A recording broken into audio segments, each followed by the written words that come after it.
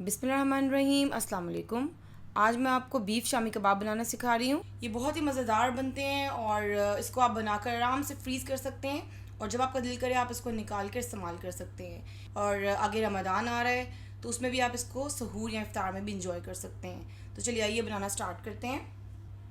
यहाँ पर मैंने 1.5 किलो बीफ ले लिया है और इसको ऐसे छोटे छोटे पीस मैंने कटवा लिए हैं। चने की दाल मैंने आधा किलो ले ली थी और इसको मैंने ओवरनाइट भिगो दिया था। पानी इसका मैं निकाल दूंगी।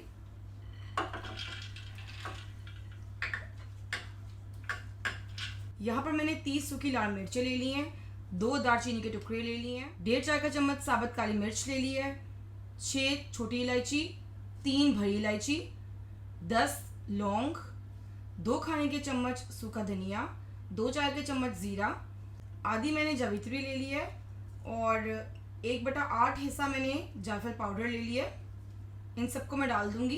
बिस्मिल्लाहिर्रहमानिर्रहीम। 1.5 खाने का चम्मच लहसुन, ये मैंने कुटा हुआ लहसुन लिया है। आप चाहे तो उसको साबुत भी जो इसके लहसुन के जवे हैं वो डाल सकते हैं। 7 से 8 आप डाल लें। अदरक के मैंने कुछ टुकड़े ले लिए हैं। अगर इसको हम ग्राइंड करें तो ये तकरीबन 1.5 खाने का चम्मच होगा। 3 मैंने दरमियाने साइज के प्याज ले लिए हैं। इसको मैं छोटा छोटा काट के डाल दूंगी इसमें। 2.5 चाय के चम्मच मैं इसमें हिमालय नमक यूज़ कर रही हूँ। नमक और मिर्च आप अपने हिस्बे ज़रूर डालिएगा। पौना चाय की चमची हल्दी पाउडर, 1.5 गिलास मैं इसमें पानी डाल रही हूँ। मैं इसको प्रेशर में बना रही हूँ इसलिए मैं कम पानी डाल रही हूँ, लेकिन अगर आप इसको देचकी में बनाएं तो आप उस हिसाब से पानी डालें।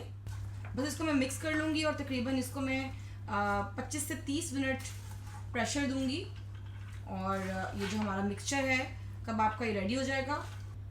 25 मिनट हो गए, अब इसको खोल के चेक कर लेते हैं। ये देखिए गोश्त भी माशाल्लाह से गल चुका है और ये दाना भी है दाल का अच्छी तरीके से गल गया। पानी बस बहुत थोड़ा सा ही है, ये देखें इसके अंदर तकरीबन ऑलमोस्ट पानी खुश्क हो चुका है और ये थोड़ा बहुत है पानी तो इसको खुश्क कर लेंगे आप तेज खोल के। ये देखें इतना ही बस हम इसको रहने देंगे। तकरीबन 20 सेकंड से 30 सेकंड ही मैंने इसको दिए होंगे। तो बस इसको मैं आग बंद कर दूंगी। पानी मैंने बिल्कुल मुनासिब डाला था, इसको ज़्यादा हमें खुश्क करने की ज़रूरत नहीं पड़ी, ये ऑलरेडी खुश्क ही था। तो अब इसको किसी खुले मुंह वाले बर्तन में डाल देंगे ताकि ये ठंडा हो जाए। ये सारा मिक्सचर मैंने ये भरी परात में डाल दिया। अब इसको रूम टेम्परेचर पे ठंडा कर लूँगी मैं। अच्छा, इसके 2 से 3 तरीके हैं इसको पीसने के। या फिर आप इसको सिलबट्टा जो होता है उससे पीस लें, या फिर जो पोटैटो मैशर होता है उससे आप इसको मैश कर लें, या फिर मशीन में इसको आप चॉप कर लें। अगर आप मशीन में करें तो बहुत ज़्यादा ना चॉप कीजिएगा, उसको थोड़ा थोड़ा सा रेशे आने चाहिए। तो यहाँ पर मैंने इसको चॉप कर लिया है और वो जो मोटा मोटा मसाला था, जो लाल मिर्चें थी और जो गरम मसाला था, मैंने इसको अलग से पेस्ट बना लिया है। अब इसके अंदर मैं 1 खाने का चम्मच नींबू का रस डाल रही हूँ। यहाँ पर मैंने एक बड़े साइज़ का प्याज ले लिया था, इसको मैंने चॉप कर लिया और इसका पानी अच्छी तरीके से निचोड़ लिया है, ये डाल दूँगी। और आधा कप पुदीना और आधा कप धनिया और एक बड़ी लाल मिर्च थी, वो जो बड़े साइज़ की होती है जिसमें तेज़ी नहीं होती है, बस फ्लेवर आता है, तो वो मैंने इसमें डालकर इसको अच्छी तरीके से चॉप कर लिया और पानी भी इसमें से निचोड़ दिया है। तो ये डाल देंगे।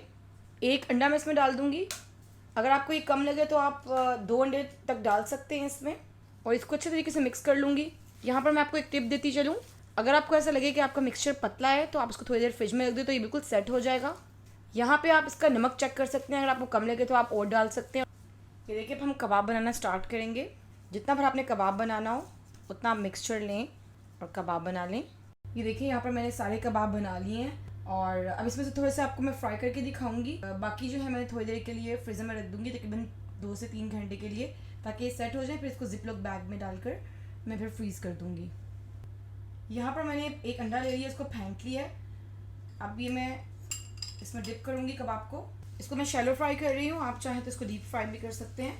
यहाँ पर इसको आप मल्टी फ्रायर या एयर फ्रायर में भी कर सकते हैं। कुछ देर के लिए इसको मैं ऐसे ही रहने दूँगी ताकि नीचे से हो जाए। ये देखिए माशाल्लाह कितने अच्छे तरीके से रेडी हो गए हैं।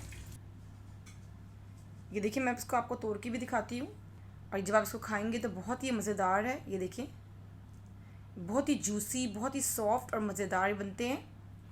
ये देखिए मैंने इसको 3 से 4 घंटे के लिए फ्रीज़र में रख दिया था, अब ये सेट हो गए हैं। तो अब इसको एयर टाइट बैग में डालकर फ्रीज़र में रख दूँगी।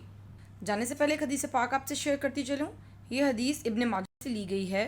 हज़रत अबू हुरैरा रज़ियल्लाहु तआला अन्हु से रवायत है कि रसूलुल्लाह सल्लल्लाहु अलैहि वसल्लम ने इरशाद फरमाया, जो चाश्त की 2 रकत पढ़ने का एहतमाम करता है इसके गुनाह माफ़ कर दिए जाते हैं, अगरचा वो समुंदर के झाग के बराबर हों।